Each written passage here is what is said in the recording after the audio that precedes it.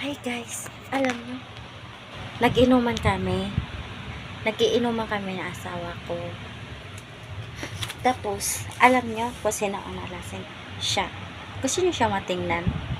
Ayan. Ayan ang resulta. Nalasing. Ayan, natumba pa yung isang buti. Ang sulsuman namin ay manok na tinola, biko at saka miswa. Ayan, ito ang iniinom namin. Ayan. Pero anong resulta? Ayan, bagsak siya. Ayan. Nag-inuman kami noong New Year. Tapos ngayon naman nag-inom kami. Ayan. Ayan.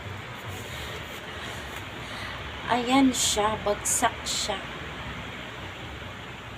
Ayan. Inom pa more. Tagay pa more.